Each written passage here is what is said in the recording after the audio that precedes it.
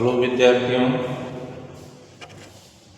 पिछली क्लासों में राजस्थान के भूगोल के बारे में अध्ययन कर रहे हैं। पिछली क्लासों में हमने राजस्थान की भौगोलिक स्थिति एवं विस्तार के बारे में अध्ययन किया, जिसमें राजस्थान की भौगोलिक स्थिति विश्व के संदर्भ में, एशिया के संदर्भ में और भारत के संदर्भ में ग्लोब से अच्छी तरह से समझ करके अध्ययन किया। उनको आप समझते हुए अच्छे तरह से अध्ययन कर लेना। शांत तरीके से स्लो स्पीड में जितना अध्ययन करते हैं उतना ही दिमाग में बैठता है और याद होता है। स्पीड से पढ़ने से याद नहीं होता है, धीमी गति से समझते हुए पढ़ना है। राजस्थान की भौगोलिक स्थिति में अपने इसके क्षेत्रफल के बारे में अध्ययन किया। लंबाई चौड़ाई किस प्रकार की है, इसके नामकरण के बारे में अध्ययन किया। इसकी अंतर्राष्ट्रीय और अंतर्राज्यीय सीमाओं के बारे में अध्ययन किया। कौन कौन से पाकिस्तान के राज्य इसकी सीमा बनाते हैं, कितने जिले हैं, राजस्थान की कितनी सीमा, इस प्रकार से मतलब इसका अध्ययन किया है। और अब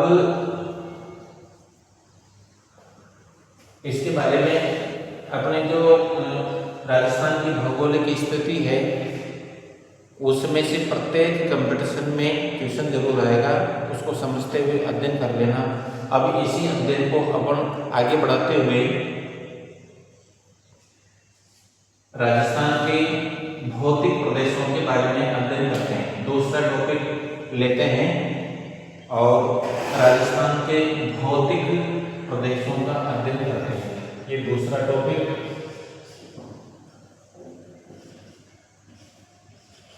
राजस्थान के भौतिक प्रदेश। भौतिक प्रदेश किसको कहा जाता है? यानी कि संपूर्ण राजस्थान का जो ऊपरी धरातल है उसकी संरचना में जो भिन्नताएं मिलती है, उन भिन्नताओं को आधार मानते हुए भौगोलिक वेताओं ने उनको एक प्राकृतिक प्रदेश के रूप में निर्धारित कर दिया है। तो उच्चावच की दृष्टि से धरातल के आंतरिक चट्टानों की संरचना के आधार पर संपूर्ण राजस्थान एक समान नहीं है और इन असमानताओं के अनुसार संपूर्ण राजस्थान को अलग अलग भौतिक प्रदेशों में विभाजित किया है। उस एक प्रदेश को भौतिक प्रदेश के नाम से जाना जाता है। ठीक है, तो इसी प्रकार से भौतिक प्रदेशों के अनुसार संपूर्ण राजस्थान की धरातल को कितने प्रदेशों में बांटा गया है, उनको भौतिक प्रदेशों के रूप में अध्ययन करेंगे। तो संपूर्ण राजस्थान को 4 भौतिक प्रदेशों में विभाजित किया गया है। उनके नाम लिख देता हूँ। पहला है पश्चिम का मरुस्थलीय प्रदेश।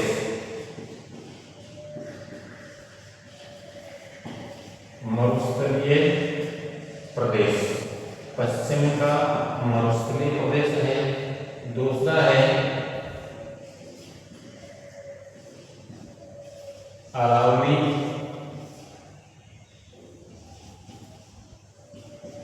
पर्वतीय प्रदेश। तीसरे नंबर का है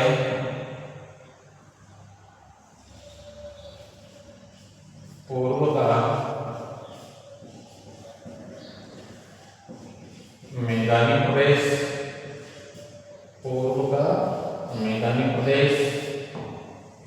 और चौथा है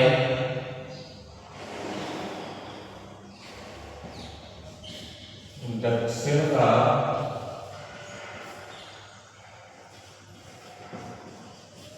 ध्रुव प्रदेश।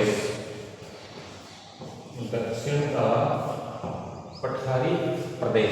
इस प्रकार से संपूर्ण राजस्थान को 4 भौतिक प्रदेशों में विभाजित किया गया है। पश्चिम में मरुस्थलीय प्रदेश है, फिर अरावली प्रदेश है, फिर पूर्व में मैदानी प्रदेश है और फिर दक्षिण का पठारी प्रदेश है। इनका नाम कर लीजिए और फिर एक एक करके इनका विस्तार से अध्ययन करेंगे। सबसे पहले लेते हैं अपन पश्चिम का मरुस्थलीय प्रदेश। तो ये 1 नंबर लगा लिया मैंने और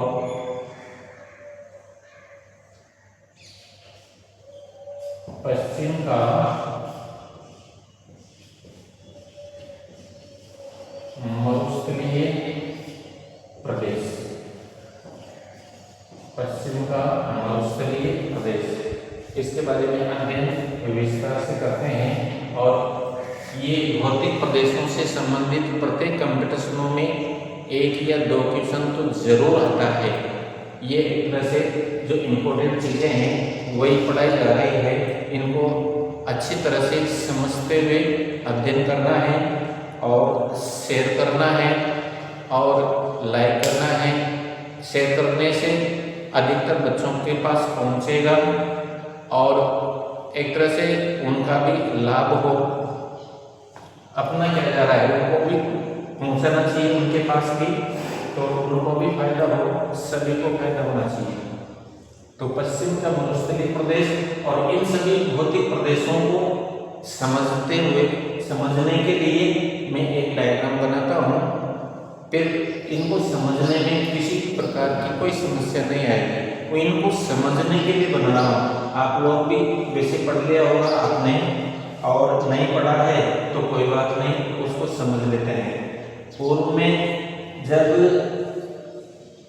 पृथ्वी की उत्पत्ति हुई थी और उत्पत्ति के बाद में संपूर्ण पृथ्वी को अलग अलग भागों में विभाजन हुआ।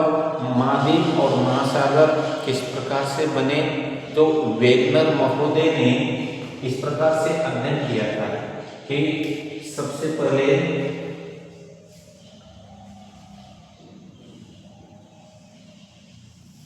जैसे ये पृथ्वी का भाग है, सबसे पहले ये पृथ्वी के चारों तरफ पृथ्वी की उत्पत्ति होने के बाद में जैसे जैसे ठंडी होती गई, पृथ्वी के पहले चारों तरफ एक महासागर की उत्पत्ति हुई। तो महासागरों की जो सम्मिलित रूप दिखाई पड़ता है उसको पेंथालासा के नाम से जाना जाता है। पेंथालासा यहाँ लिखा हूँ, पेंथालासा। और पृथ्वी का सबसे पहले आज से लगभग 5000 करोड़ वर्ष पहले की बात है, उस समय पृथ्वी सबसे पहले 2 भागों में विभाजित हुई। सबसे पहले 2 भागों में विभाजित हुई इस प्रकार से। और ये जलीय भाग विकसित होगा। ये क्यों पढ़ रहे हैं कि इन भौतिक प्रदेशों का ही ये भाग है। इसको ये चीज समझने के बाद में आपको इनको समझने में किसी भी प्रकार से कोई समस्या नहीं आएगी, इसलिए इनको अच्छी तरह से समझ लें। पेंथालासा प्रारंभ में संपूर्ण महासागरीय भाग का एक रूप है। सर्वप्रथम पृथ्वी के चारों तरफ एक जलीय भाग का विकास हुआ जिसको पेंथालासा के नाम से जाना गया। फिर संपूर्ण महाद्वीपीय भाग का एक भूखंड था। उस भूखंड का सबसे पहले लगभग 5000 करोड़ वर्ष पहले 2 भागों में विभाजन हुआ। एक भाग उत्तर की ओर, एक भाग दक्षिण की ओर। इसके मध्यवर्ती भाग में एक जलीय भाग सागर का विकास हो गया, जिसको तैथित सागर के नाम से जाना गया। तैथित सागर,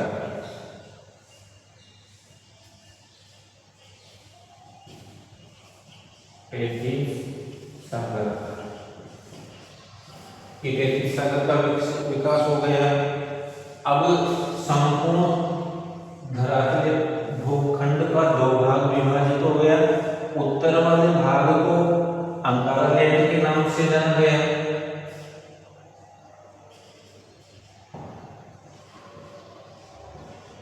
अंगारा लैंड। और दक्षिण वाले भाग को गोंडवाना लैंड के नाम से, दक्षिण वाले भाग को गोंडवाना लैंड के नाम से जाना जाता है। इस प्रकार का अध्ययन सर्वप्रथम किसने किया था? एक विद्वान थे वेगनर। वेगनर महोदय ने इस प्रकार से अध्ययन करके और बताया था। और राजस्थान के संदर्भ में इन चीज़ों को क्यों पढ़ रहे हैं? क्योंकि राजस्थान का उत्पत्ति स्थल भी इन्हीं भागों से है। अब ये चीज समझने में आने के बाद में राजस्थान के इन चीजों को समझने में किसी भी प्रकार से कोई समस्या नहीं आएगी।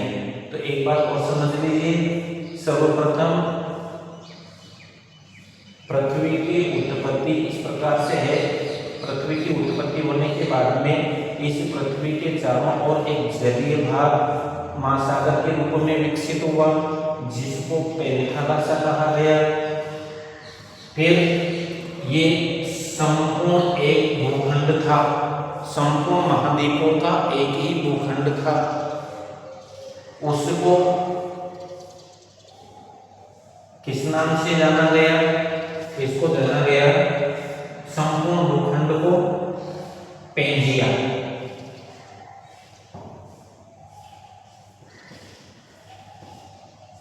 पेंजिया कहा गया, यानी कि संपूर्ण भूखंड को एक ही भूखंड के रूप में विकसित हुआ, तो इस भूखंड को पेंजिया कहा गया।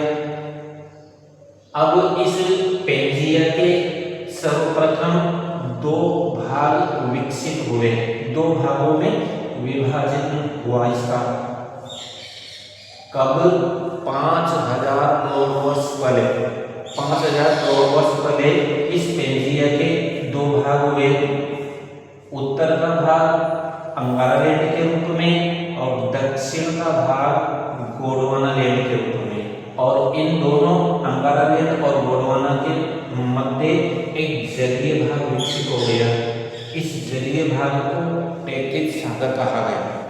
आया समझ में? इस प्रकार से मतलब ये पृथ्वी की उत्पत्ति और विभाजन का अध्ययन अपने राजस्थान में भी संबंध रखता है। और इनको समझने के बाद में इन भौतिक प्रदेशों को आसानी से समझ लेंगे। ठीक है, तो देखिए पश्चिमी मरुस्थल के बारे में अध्ययन करते हैं। पश्चिमी मरुस्थल की उत्पत्ति और किस प्रकार से है? तो पश्चिमी मरुस्थल, ये पश्चिमी मरुस्थल एक रेतीले टीले के रूप में दिखाई पड़ता है और राजस्थान के पश्चिमी भाग में है। और दूसरे भौतिक प्रदेशों से यहाँ का धरातल अलग प्रकार से होने के कारण इसको अलग से एक भौतिक प्रदेश के रूप में मान लिया गया। तो पश्चिम के मरुस्थल की उत्पत्ति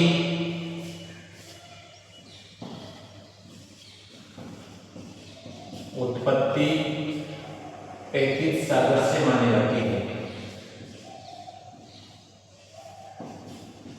तैथित सागर से मानी जाती है, उत्पत्ति तैथित सागर से। अब आप इस बात को नहीं पूछोगे कि 33 सागर होता क्या है। इसमें समझ लिया अपन ने अंगारा लेन और गोंडवाना लेन के मध्यवर्ती भाग में सबसे पहले 33 सागर की उत्पत्ति हुई। ठीक है, तो इस प्रकार से 33 सागर से पश्चिमी मरुस्थलीय प्रदेश की उत्पत्ति मानी जाती है। दूसरी बात है कि संपूर्ण राजस्थान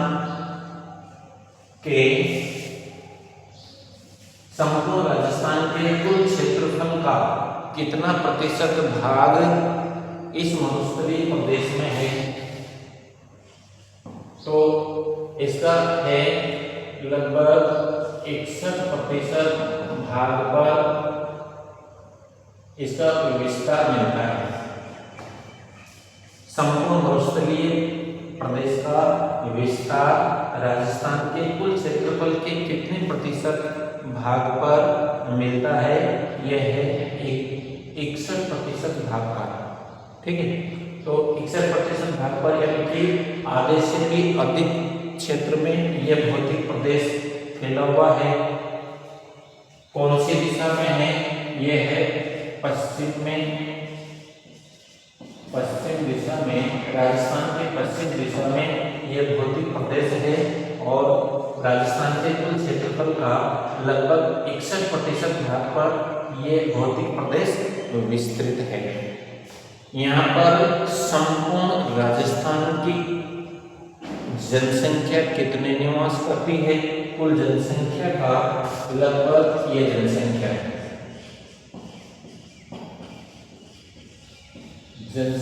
राजस्थान की कुल जनसंख्या का यहाँ 40% जनसंख्या निवास करती है। इस भौतिक प्रदेश में कुल जनसंख्या का लगभग 40% निवास करती है। ठीक है, तो इस प्रकार से मतलब राजस्थान से के संपूर्ण भौतिक प्रदेश का अध्ययन करेंगे। और यहाँ पर और दूसरी विशेषता किस प्रकार की है कि राजस्थान के पश्चिम भाग में जो ये मरुस्थलीय प्रदेश का विस्तार है, 61% भाग पर इसका विस्तार है, तो राजस्थान के पश्चिमी भाग में जो मिट्टी पाई जाती है वह किस प्रकार की है, ये मिट्टियाँ बलुई मिट्टी पाई जाती है, रेतीली या बलुई मिट्टी, रेतीली या बलुई मृदाएं पाई जाती है। ठीक है, तो इस प्रकार से रेतीले ढेर पाए जाते हैं। अब इनको भी अलग अलग भागों में, इस भौतिक प्रदेश को अब अलग अलग भागों में विभाजन करके और विस्तार से अध्ययन करेंगे अगली वीडियो में। धन्यवाद।